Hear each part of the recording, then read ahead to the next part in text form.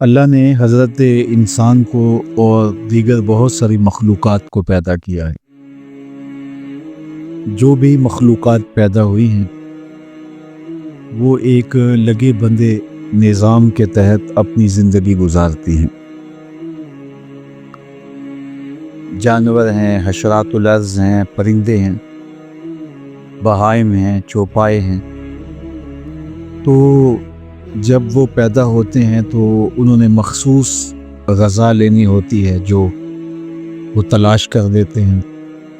مخصوص ان کی رہن سہن ہے جو اطراف کا ماحول ان کو میسر آتا ہے تو وہ وہاں گزر اوقات کر لیتے ہیں۔ اکل و شرب اور اپنی جنسی خواہشات کی تکمیل یہ ان کا وظیفہ ہے، اور اس کے لیے جو ایک مخصوص نظام ہے اس کے تحت وہ وقت گزارتے ہیں اور اس ایک طے شدہ اور متعین راستے پر ہی چل کے اپنی ساری زندگی بسر کر دیتے ہیں، اور وہ چیز ان کی فطرت میں، ان کی طبع میں ہوتی ہے۔ ان کے لیے کوئی کالج، کوئی ادارے، کوئی تربیتی نظم نہیں ہوتا کہ وہ سیکھتے ہیں شیر نے شکار کیسے کرنا ہے اور یہ ساری چیزیں، بلکہ ان کی فطرت کے اندر رکھا ہے۔ ان کے والدین اس کی تھوڑی مدد کر دیتے ہیں اور وہ ان سے کچھ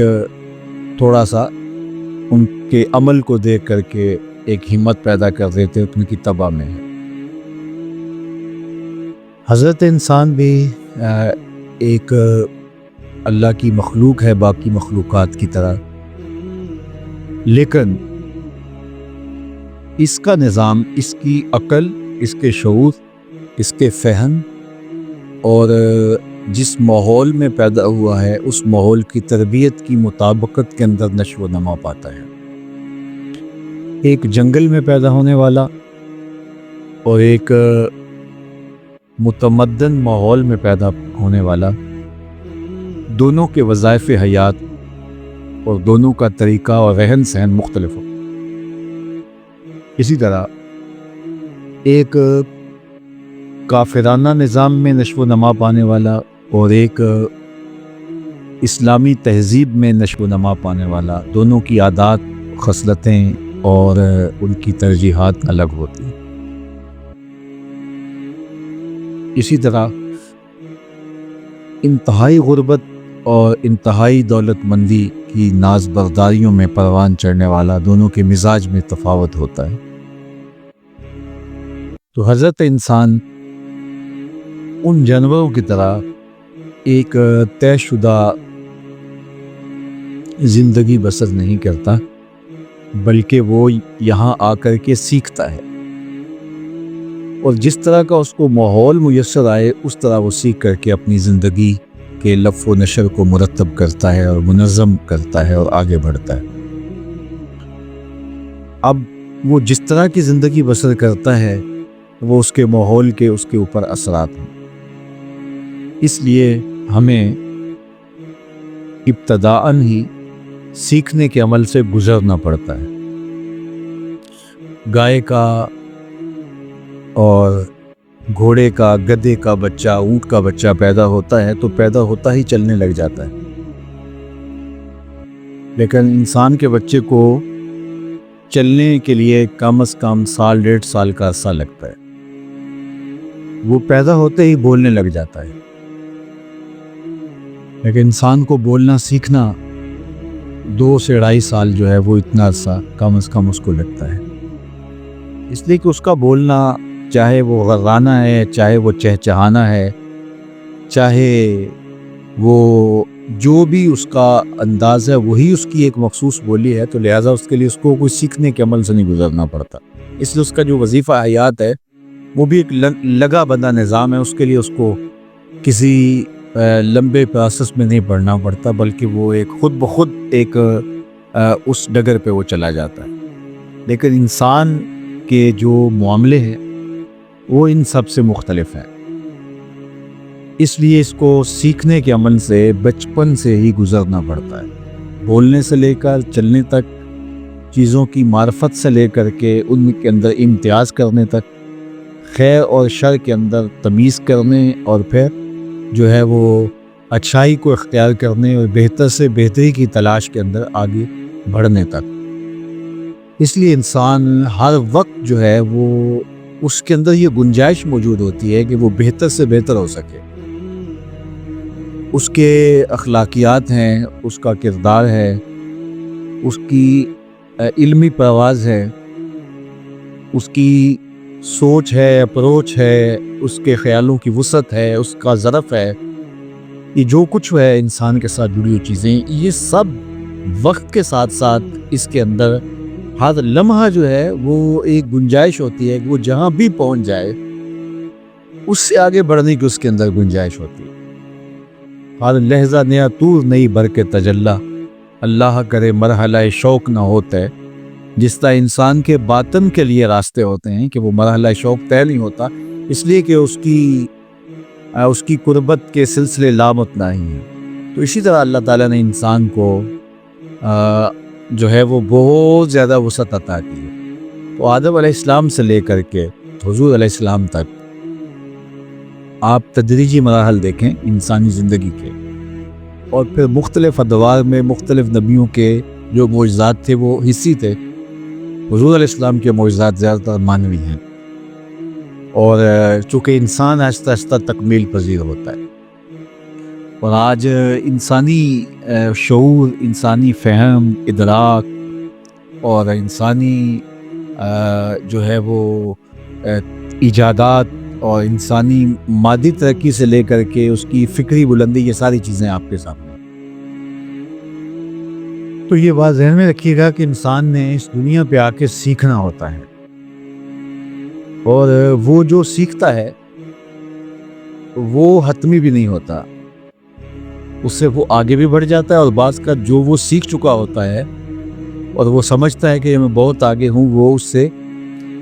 اس کی سمت غلط ہو چکی ہوتی ہے، اور وہ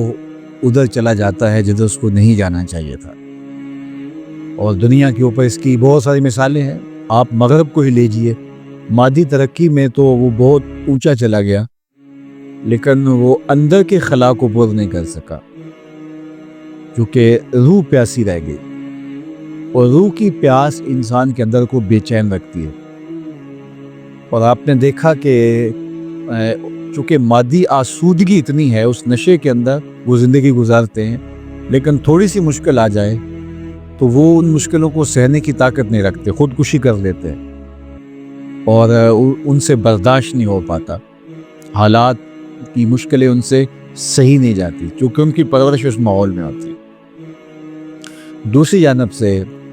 ہمارے صوفیاء کی زندگیاں دیکھیں، جو ہمارے مسلمان تربیت پانے والے لوگ، وہ مشکل سے مشکل حالات میں آگے بڑھنے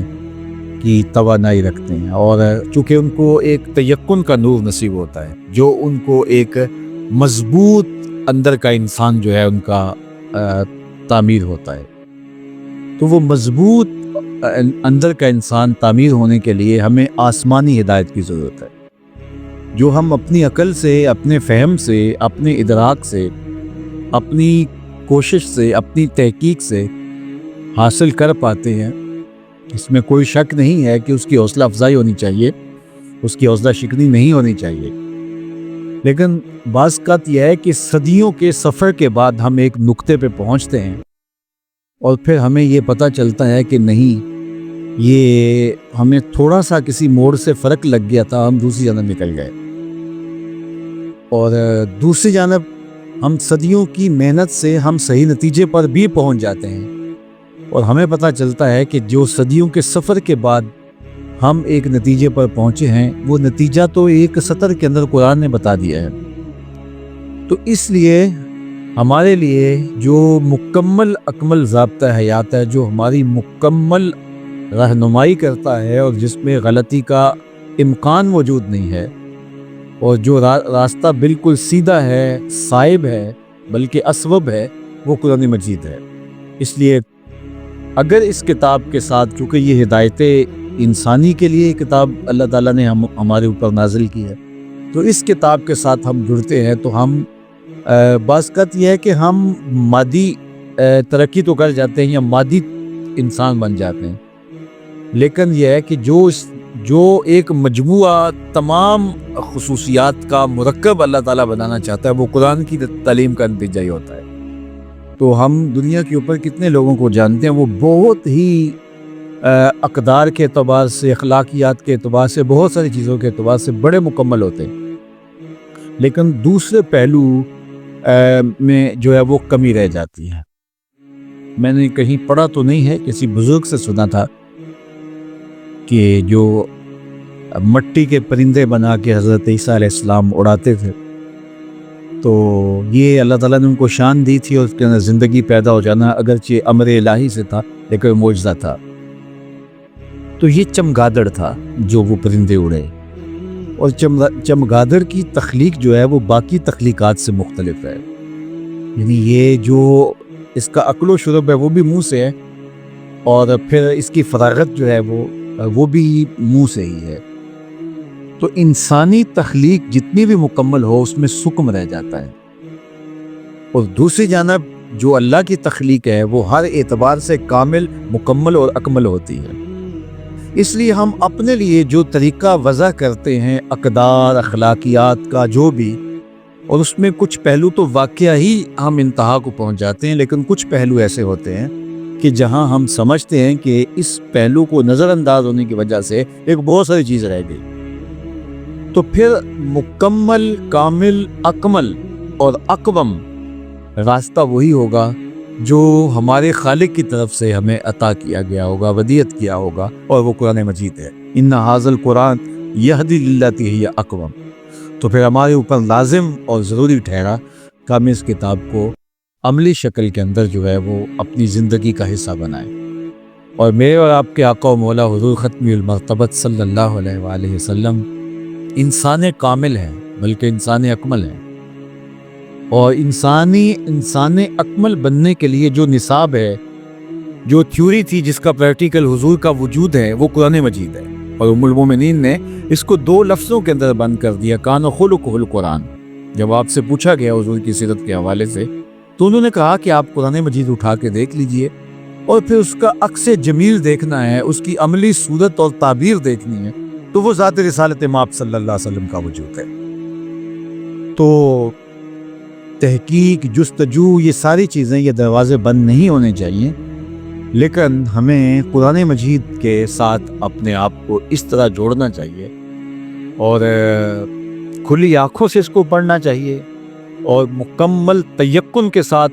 اس کے بتائے ہوئے اسلوب کے مطابق زندگی گزارنی چاہیے۔ اس میں سراسر خیر، سراسر بھلائی اور سراسر اس کے اندر برکت رکھی گئی ہے۔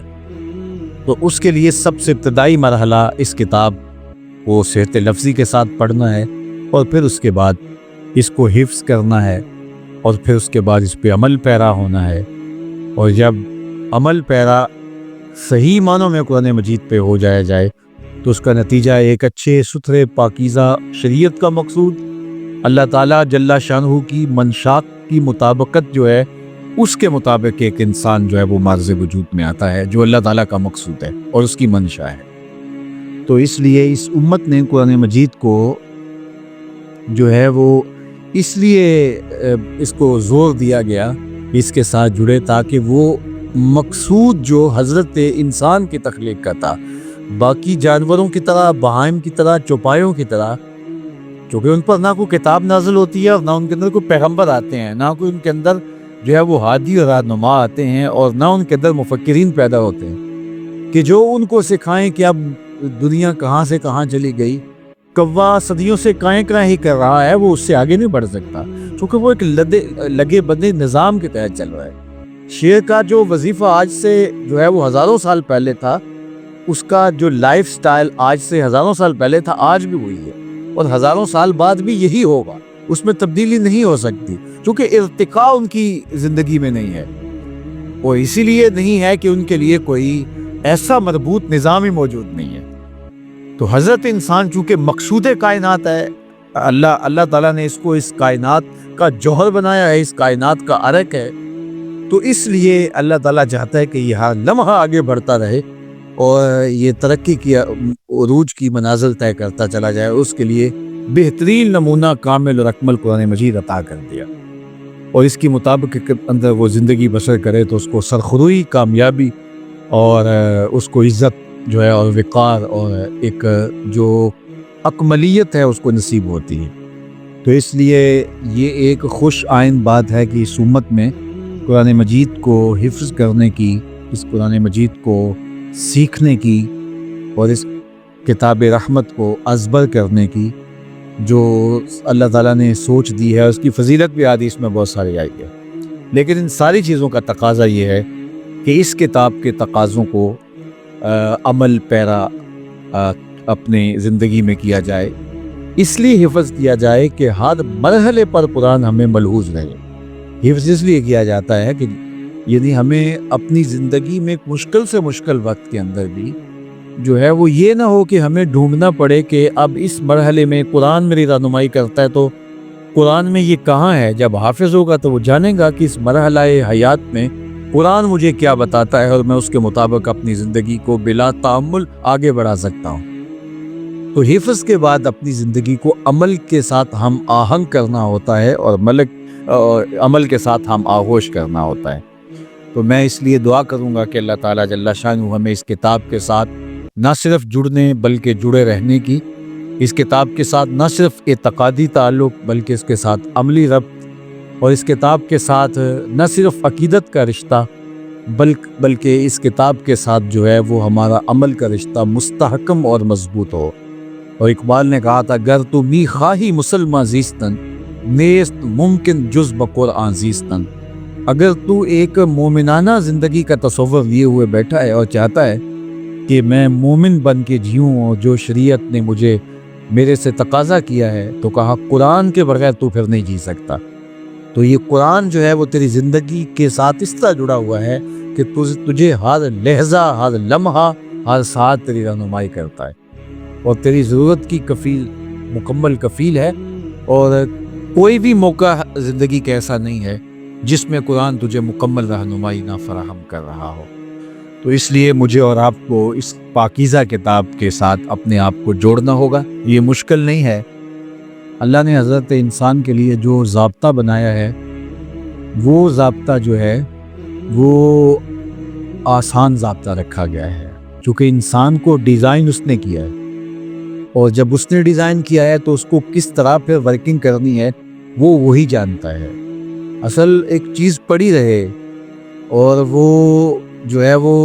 اس کو زنگ لگ جاتا ہے، تو اس کو جب آپ شروع کرتے ہیں، اس کو جب چلاتے ہیں تو وہ بہت زیادہ مسئلہ ہوتا ہے۔ تو کوئی یہ سمجھے کہ شاید جو اس کو ورک دیا جا رہا ہے، کام دیا جا رہا ہے، وہ مشکل ہے، وہ مشکل نہیں، بلکہ اس کے آزاد زنگ آلود ہو گئے ہوئے۔ تو ہم ایک اپنی خواہش نفس کی زندگی گزار کے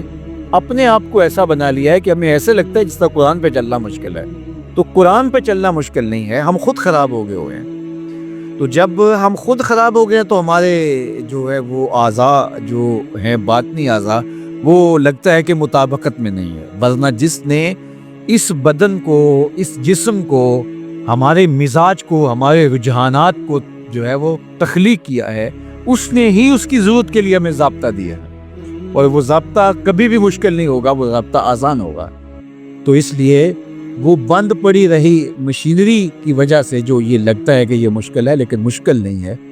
تو اقبال نے کہا کہ اگر تو جینا چاہے، اگر تو چلنا ہی ہے، اگر یوں بند نہیں پڑا رہنا اور مسلمان بن کے تو زندگی گزارنا چاہتا ہے، تو تیرے لیے قرآن جیسا کوئی ضابطہ نہیں، نہ قرآن سے بہتر، نہ قرآن کے برابر۔ تو قرآن ہی تیری زندگی کا بہترین ضابطہ ہے، اور اس کے مطابقت کے اندر تو اپنی زندگی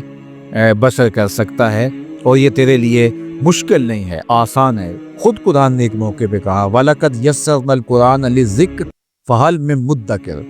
ہم نے اس کو نصیحت کے لیے آسان کیا ہے، کوئی مشکل نہیں بنایا ہم نے۔ کوئی ہے جو اس سے نصیحت حاصل کرے؟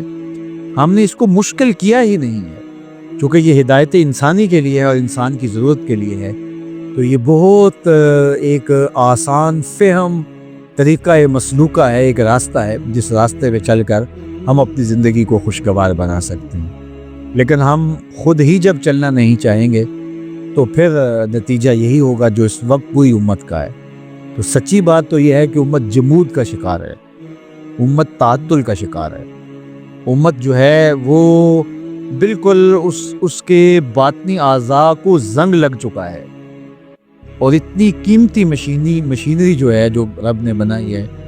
اور پھر اس کے لیے جو نظام عمل ہے وہ بھی موجود ہے، لیکن یہ زنگ شدہ مشینری جو ہے یہ چلنے کے لیے تیار نہیں ہے، اور جس کے نتیجے کے اندر پھر جو ہے وہ آج ہماری جو حالت ہے وہ ہمارے سامنے ہے. تو آج بھی ہم اگر اس کتاب پہ آ جائیں، تھوڑے دن ہمارے لیے مشکل ضرور ہوگی، لیکن یہ کتاب ہمیں تسکین قلب بھی عطا کرتی ہے، اور یہ راستہ بھی سیدھا بھی ہے.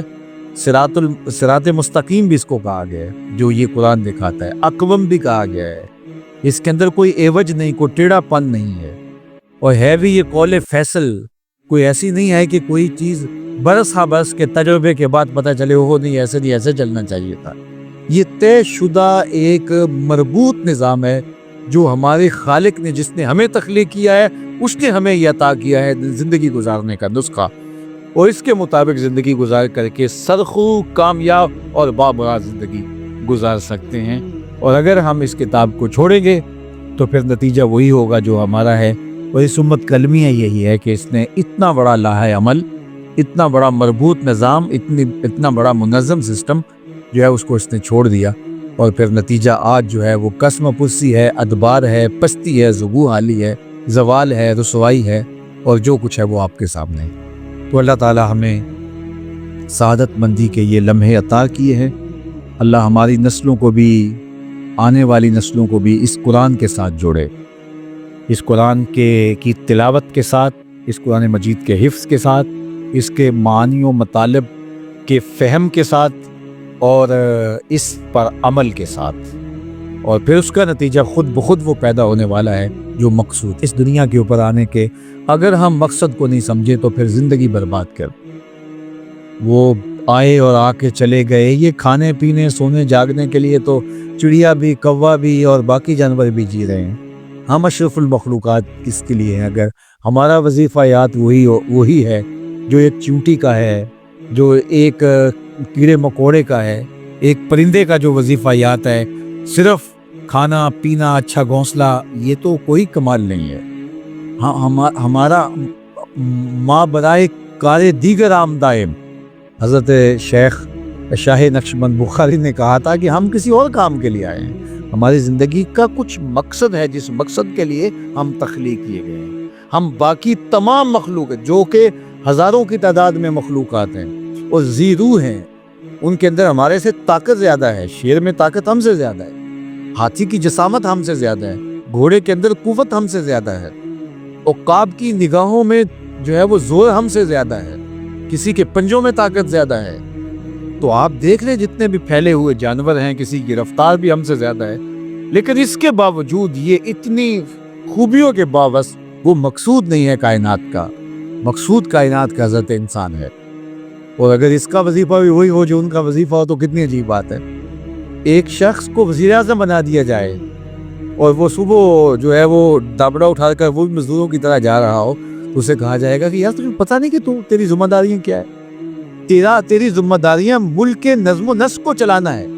اور تو جو ہے وہ دابڑا اٹھا کر کے تیسی کانڈی پکڑ کے تو کہہ رہا کہ نہیں میں مکان بنانے جا رہا ہوں، تو پھر تجھے پتہ ہی نہیں، اپنے منصب سے آگاہی نہیں ہے. تو اس کو اللہ تعالیٰ نے اشرف المخلوقات، نائب الہی، خلیفۃ اللہ فی الارض بنایا تھا. اور اس کا یہ سمجھتا ہے کہ میں نے روٹی کمانی ہے، اور میں نے جو ہے وہ اچھا گھر بنانا ہے، میں نے اچھے کپڑے بنانے ہیں، اور یہ اللہ دے گا، اس کا اللہ کا وعدہ ہے، اور اللہ کے وعدے سچے ہیں. اور اس کے لیے اس کو کچھ محنت، کچھ وقت دینا جو ہے وہ ضروری ہے. لیکن جو اس کا مقصد حیات ہے وہ نائب الہی ہے، تو پھر نائب الہی ہے تو پھر تخلقوا باخلاق اللہ، تو وہ پھر صفتیں اس کے اندر پیدا کرنا ہوں گی. جس کا نائب ہے اس کی صفات کا پھر اسے عکس بننا پڑے گا، عکس جمال کبریا اس کو بننا پڑے گا. کیوں؟ اس لیے کہ یہ نائب الہی ہے. جب یہ نائب الہی ہے، جب یہ ذل الہی ہے، جب اللہ کی رحمتوں کا روپ ہے، اس کی رحمتوں کا سایہ ہے، تو پھر جب وہ نائب ہے اس کا، تو پھر اس کی صفات کا عکس اس کے وجود سے دکھائی دے. اور وہ پیدا کرنے کے لیے وہ کہے میں کیسے پیدا کروں، اللہ نے وہ نظام دیا ہے اور قرآن مجید عطا کیا ہے، اور اس کو لے کر کے بیٹھ جائے، روز ایک رکوع روز تلاوت کرے اور دیکھے کہ اس میں میرے رب نے مجھ سے کس بات کا تقاضا کیا ہے، جن خوبیوں کا تقاضا مجھ سے ان 10 آیات میں کیا ہے، کیا وہ میرے اندر موجود ہیں؟ وہ شروع کر دے اور اپنے اندر وہ پیدا کرنے شروع کر دے، عزم مصمم کر دے، تو وہ دیکھنا کہ مہینوں اشروں کے اندر اس کی ذات کس طرح مکمل ہونا شروع ہو جائے گی اور وہ واقعتاً اس مسند پہ آ جائے گا۔ لیکن جب یہ اس کی طلب اس کو نہیں ہوگی تو طلب کے بغیر تو ماں بھی بیٹے کو دودھ نہیں دیتی۔ جب بیٹا روتا ہے تو تب ماں کی چھاتی میں جوش آتا ہے۔ تو اللہ جل شانہ کی نیابت کوئی چھوٹا انعام ہے، کچھ چھوٹی بات ہے اس کی نیابت، لیکن ہماری ترجیحات ہی وہ نہیں ہوگی، ہماری خواہش تک وہ نہیں ہوگی، اور اس منصب کو حاصل کرنے کے لیے جو ایثار اور جو قربانی ہمیں دینا پڑے گی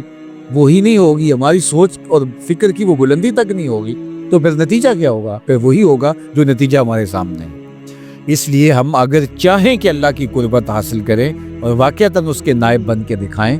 تو پھر ہمیں یہ مربوط منظم نصاب ہے ہمارے پاس، اس کے مطابق اپنی زندگی کو ڈھال لیں، تو پھر جو ہے وہ کوئی وجہ نہیں ہے کہ یہ کتاب ہماری زندگیوں کو نہ بدل دے۔ بلکہ اقبال نے تو کہا تھا، فاش می گوئم آنکھ در دل مزمرس، این کتاب نیز چیز دیگرست۔ اگر میں کھل کے کہہ دوں جو میرے سینے کے اندر موجود ہے تو سن لے، یہ کتاب نہیں ہے، یہ کوئی اور شے ہے۔ یہ زندگیوں کے اندر ایسے حرارت اور بجلی بھر دیتی ہے، اور اس کتاب کے ساتھ ایسے اجالے ہوتے ہیں، اندر کی ظلمتیں مٹ جاتی ہیں، خیر اور نور کے چشمے پھوٹنے لگتے ہیں اندر سے، اور باطن جو ہے وہ اجالوں اور روشنیوں کا منبع و مصدر بن جاتا ہے اس کتاب کے ساتھ جڑنے سے۔ پھر خیر ہی خیر ہوتی ہے، اور وہ بندہ جو ہے وہ اقبال نے جو کہا تھا سراپا طور ہو جاتا ہے، اس کا جو وہ بدن ہے یہ سراپا طور بھی ہو جاتا ہے اور سراپا نور بھی ہو جاتا ہے، چونکہ پھر یہ محبت نوار الہی ہوتا ہے،